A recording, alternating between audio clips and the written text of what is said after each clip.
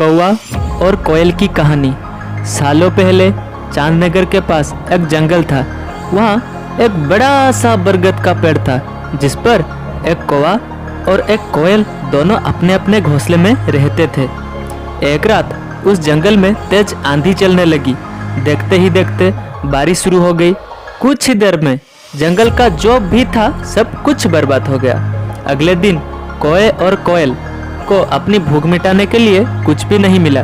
तभी कोयल ने कौवे से कहा, हम इतने प्यार से इस जंगल में रहते हैं, लेकिन अब हमारे पास खाने के लिए कुछ भी नहीं है। तो क्यों ना जब मैं अंडा दूं तो तुम उसे खाकर अपनी भूख मिटाना, और जब तुम अंडा दोगे तो मैं उसे खाकर अपनी भूख मिटा लूंगी। कौवे ने कोयल की बात पर सहमति जताई।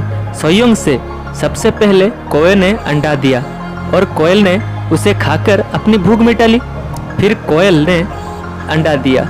कौवा जैसे ही कोयल का अंडा खाने लगा तो कोयल ने उसे रोक दिया। कोयल ने कहा, तुम्हारी चोंच साफ नहीं है, तुम इसे धोकर आओ फिर अंडा खाना। भागकर कौवा नदी के किनारे गया। उसने नदी से कहा, तुम मुझे पानी दो, मैं अपनी चोंच धोकर कोयल का अंडा खाऊंगा। नदी बोली, ठीक है, पानी के लिए तुम एक बर्तन लेकर आओ। अब कौवा जल्दी से कुम्हार के पास पहुंचा। उसने कुम्हार से कहा, मुझे घड़ा दो, उसमें मैं पानी भरकर अपनी चोंच धोऊंगा और फिर कोयल का अंडा खाऊंगा। कुम्हार ने कहा, तुम मुझे मिट्टी ला कर दो, मैं तुम्हें बर्तन बनाकर दे दूंगा। यह सुनते ही कौवा धरती माँ से मिट्टी मांगने लगा।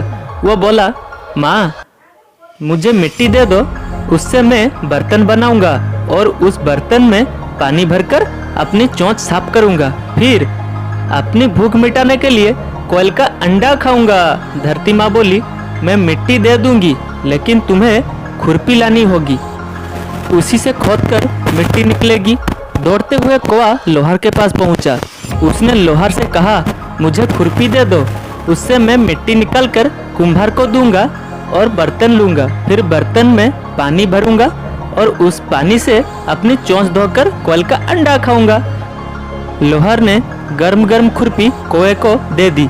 जैसे ही कौवे ने इसे पकड़ा, उसकी चोंच जल गई और कौवा तड़पते हुए मर गया। इस तरह चतुराई से कोयल ने अपने अंडे को कौवे से बचा लिया। कहानी से सीख।